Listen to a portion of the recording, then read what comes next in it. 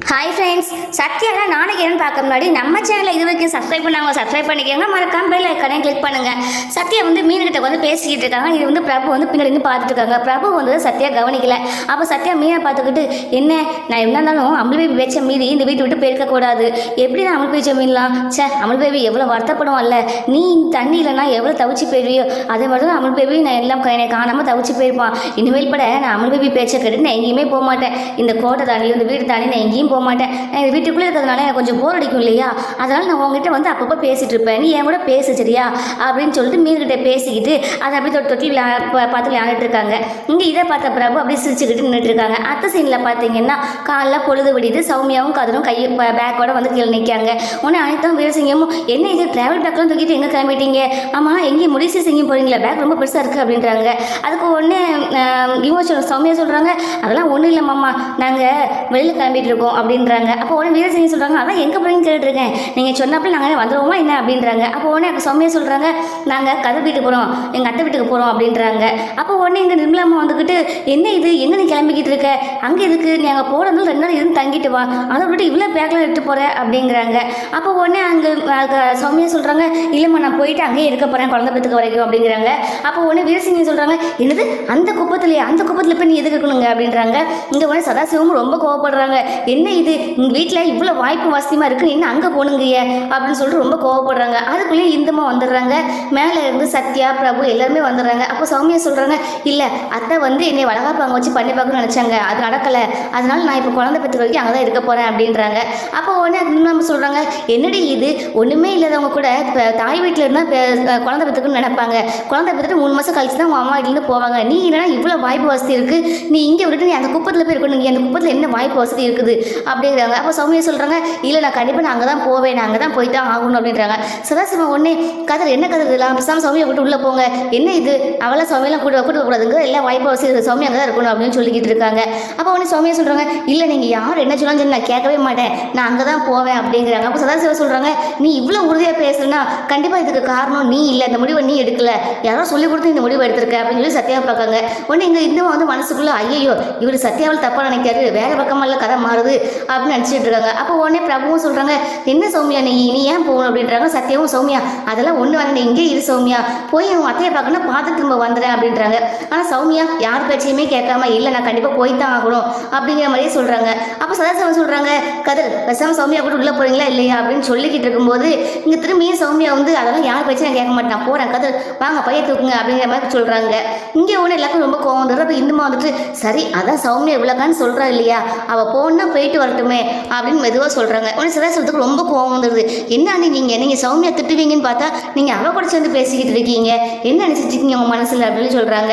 அப்போ உடனே இந்துமா சொல்கிறாங்க, இல்லை நான் ஒரு உண்மையை சொல்ல வரேன் அப்படின்னு சொல்லக்குள்ள சௌமியா பெரியமா அப்படின்றாங்க, கதிர் அத்தை அப்படிங்கிறாங்க. இந்துமா சொல்கிறாங்க, இல்லை எல்லாம் இந்த உண்மை எல்லாருக்குமே தெரியணும், தெரிஞ்சு நல்லதுதான் அப்படின்னு சொல்லிட்டு நான் ஒரு ஜோசியரை போய் பார்த்தேன், அவங்க சொன்னாங்க 2 கற்பனை பண்ணுங்க ஒரே வீட்டில் இருந்து ஒருத்தர் முடிஞ்சு ஒருத்தர் பார்க்கலான்னு சொன்னாங்க, அதனால தான் நான் சௌமியாவையும் கதிரையும் குப்பத்தில் போய் இருங்கன்னு சொல்லி சொன்னேன் அப்படின்னு சொல்லவும் உனக்கு சதாசிவம் ரொம்ப கோவப்படுறாங்க. என்ன நீங்கள் இப்படிலாம் சொல்லுவீங்களா அப்படின்னு சொல்லிட்டு அப்படி பார்த்தாலுமே இப்போ சௌமியா அவங்க அம்மா வீட்டில் இருக்கிற மாதிரி சத்யா அவங்க அம்மா வீட்டுக்கு போட்டோம் அப்படின்றாங்க. உடனே அனிதாவும், ஆமாம் சித்தி சொல்கிறேன்னு சரிதானே, எப்படி சௌமியா தாய் வீட்டில் இருக்கணும், அது மாதிரி சத்யாவை கொண்டு தாய் வீட்டில் விடுங்க, அங்கே தான் சத்யாவுக்கும் குழந்தை பிறக்கணும் அப்படிங்கிற மாதிரி சொல்கிறாங்க. அப்போ உடனே இங்கே இந்துமா அது இல்லை சத்யாவுக்கு எல்லாம் இது இருக்குல்ல அப்படிங்கிற மாதிரி சொல்ல வராங்க. அதுக்குள்ளே பிரபு சொல்கிறாங்க, எல்லாரும் நிப்பாடுங்க, இதெல்லாம் ஒரு மூட நம்பிக்கை, நீ இதெல்லாம் ஒரு பிரச்சனைன்னு சொல்லி பேசிக்கிட்டு இருக்க, ஏய் சௌமியா நீ உள்ளே போகாத, சௌமியா உள்ளே கூட்டு போங்க, அதெல்லாம் ஒரு பிரச்சனையும் இருக்காதுங்கலாம், நம்ம பார்த்து இருந்துக்கலாம், இந்த மூட நம்பிக்கை அந்த குப்பையில் போடுவோம் அப்படின்னு சொல்லி பிரபு சொல்கிறாங்க. சத்யாவும் உடனே அத்தை ஆமாத்தா இதுக்கு போய் இங்கே சௌமியா போக சொல்லுவீங்களா அப்படிங்கிற மாதிரி சொல்லிடுறாங்க. இங்கே உடனே சௌமியாவை சரி சொல்லிட்டு கதை ரூமுக்குள்ளே கூட்டு போயிடுறாங்க. அப்போ இந்துமா யோசிச்சிருக்காங்க. அடுத்த சீனில் பார்த்தீங்கன்னா இந்துமாவும் சௌமியாவும் டைனிங் டேபிளில் உட்காந்து அப்படியே யோசிச்சுட்டு இருக்காங்க. அப்போ உடனே இந்துமா சொல்கிறாங்க, சௌமியா நான் சொன்னதை பிரபுவும் மூட நம்பிக்கைன்னு சொல்லிட்டான், சத்யா சும்மாவே நம்ப மாட்டா, இதில் சுத்தமாக நம்ப மாட்டா, அதனால் நீ தானே கொஞ்சம் ஜாக்கிரதையாக இருக்கணும், சத்யா இருக்கும்போது நீ அவளை மூஞ்சி பார்க்காத, அவள் சாப்பிட்டா நீ அவள் கூட சேர்ந்து சாப்பிட தனியாக உட்காந்து சாப்பிட்டுக்க, மேக்ஸிமம் அவளை பார்க்குறத அவாய்ட் பண்ணிடுமா அப்படின்னு சொல்லிக்கிட்டு இருக்காங்க. அப்போ பிரபு அங்கே வர்றாங்க, நீ என்ன நீ இன்னும் பிரச்சனையை விடலையா, விடு அதை அதெல்லாம் ஒரு பிரச்சனையும் கிடையாது இதில். சௌமியா நீ எப்பவும் போலவே இரு சரியா, நான் ஆஃபீஸ் கிளம்புறேன் அப்படின்னு சொல்லிட்டு பிரபு கிளம்பி போயிடுறாங்க. அவங்க போனதுக்கப்புறமா உடனே சௌமியா சொல்கிறாங்க, பெரியம்மா நீங்கள் எந்த கவலையப்படாதீங்க, நான் பார்த்து ஜாகிரதை இருந்துக்கிறேன் சரியா அப்படிங்கிறாங்க. உடனே இந்துமாவும் சரியுமா அப்படின்னு சொல்லிட்டு போய் சாமியை கும்பிடுறாங்க. கடவுளே நான் ஒன்று நினச்சேன் ஆனால் அது ஒன்று நடந்துக்கிட்டு இருக்கு, நான் இப்போ என்ன பண்ணேன்னு தெரியல, எனக்கு சௌமியாவோட குழந்தையும் முக்கியம், சத்யாவோட குழந்தையும் முக்கியம், அதனால் நீ தான் எந்த பிரச்சனையும் எந்த குழந்தைக்கும் வராமல் நல்லபடியாக பார்த்துக்கணும், ரெண்டு பேருக்கும் நல்லபடியாக சுகப்பிரசவம் ஆகணும் அப்படின்னு சாமியை கும்பிடுறாங்க.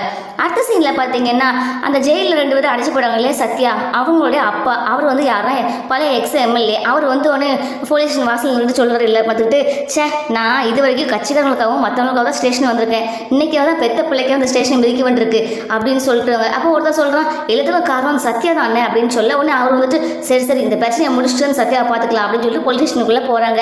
போனோன்னா உடனே இன்ஸ்பெக்டரை பார்த்துட்டு என்னையா பையன் கை வச்சிங்களா அப்படின்னு கேட்கவும் அதுக்கு ஒன்று இல்லை சார் நாங்கள் எதுவும் அடிக்கல, அந்த பொண்ணு சத்யா பொண்ணு தான் இழுத்து கூட்டு வந்துச்சு இல்லையா, அந்த பொண்ணு அடிச்சிருச்சு அப்படின்னு சொல்லவும் வக்கீல் சரின்னு சொல்லிட்டு பெயில் பேப்பரை கொடுக்காங்க. இன்ஸ்பெக்டர் வாங்கி வச்சு ரிலீஸ் பண்ணுறாங்க.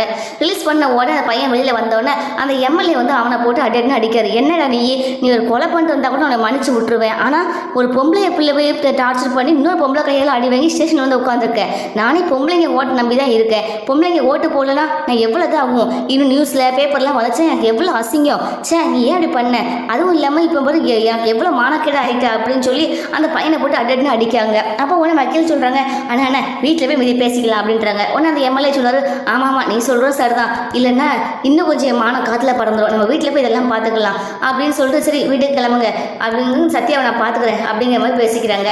இங்கே அடுத்த சீனில் பார்த்தீங்கன்னா இந்துமா வந்துட்டு சத்யாவை கூப்பிடுறாங்க ஜூஸ் டம்ளர் கையில் வச்சுக்கிட்டு. அப்போ வீரசிங்க சொல்கிறாங்க அத்தை நான் காஃபி கேட்டு 1/2 மணி நேரம் ஆச்சு அத்தை என்ன தந்தீங்க, இப்போ சத்யா வந்து ஜூஸே கேட்கலாம் சத்யா கொடுக்கீங்க அப்படின்னு சொல்லி உடனே இந்துமா சொல்கிறாங்க காஃபி தானே கொஞ்சம் வெயிட் பண்ணி குடிங்க மாப்பிள்ள அப்படின்றாங்க. அப்போ ஒன்று வீரசிங்க சொல்கிறாங்க அத்தை நீங்கள் பண்ணுறது ரொம்ப தப்புத்த, ஒரு கண்ணில் வெண்ணையும் ஒரு கண்ணில் சுண்ணாமும் வைக்கிங்க, சத்யாவுக்கு மட்டும் ஜூஸ் உடனே வருது ஆனால் எனக்கு மட்டும் காஃபி வர மாட்டேங்கி, நானும் இந்த வீட்டுக்கு வாழ வந்தவன் தானே அப்படின்றாங்க.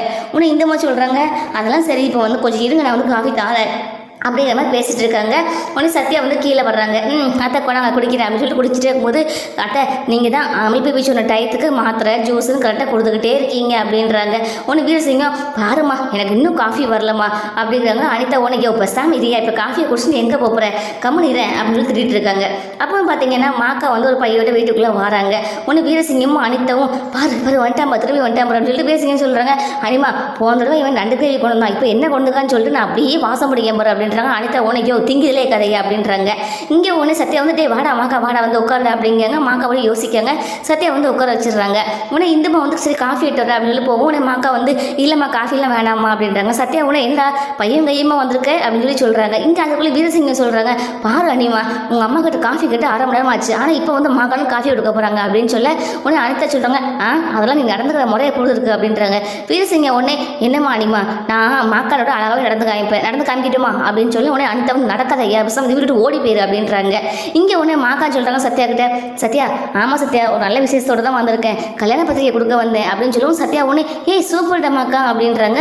உடனே மாக்கா வந்து கல்யாண பத்திரிகை எடுத்து கொடுக்கும்போதே மாக்கா சொல்கிறாங்க சத்யா உன் பேர் தான் போட்டிருக்கேன் நீ தான் கண்டிப்பாக தாலி எடுத்து கொடுக்கணும் உனக்கு வசதி இருக்குமே சொல்லி தான் பக்கத்து மண்டபத்தில் பக்கத்துலேயே கோயிலில் கல்யாணத்தை வச்சுருக்கேன் அப்படின்றாங்க. சத்யா வந்து அப்போ அப்படியே அந்த பத்திரிகையை பார்த்துக்கிட்டே இருக்காங்க. இங்கே வந்து வீரசிங்கமும் அனிதாவும் திரும்பி இதை மாதிரி பேசிகிட்டே இருக்காங்க. அப்போ உடனே இந்த மாவுக்கு மூஞ்சி ஒரு மாதிரியாகவே ஆகுது. சத்யா யோசிச்சுக்கிறத பார்த்தா மாக்கா வந்துட்டு என்ன சத்யா நீ ஏன் பிள்ளைங்க யோசிச்சுட்டு பத்திரிக்கையை பார்த்துட்டு இருக்க என்னாச்சு அப்படிங்கிறாங்க. அப்போ சத்யா சொல்கிறாங்க இல்லைடா மாக்கா என்னால் உன் கல்யாணத்துக்கு வர முடியாதுடா அப்படி நல்லபடியாக நான் வாழ்க்கைடாங்க இருந்த மணிக்கு அப்படிங்கிறாங்க. உடனே அதுக்கு வந்துட்டு சத்யா வந்து சொல்லுவோம் மாக்கா வந்து என்ன சத்யா நீ ஏன் இப்படி சொல்கிற அப்படிங்கிறாங்க. சத்யாவே கொஞ்சம் டல்லாக இருக்காங்க. இதோட இன்னைக்கு எபிசோட் முடிஞ்சுது.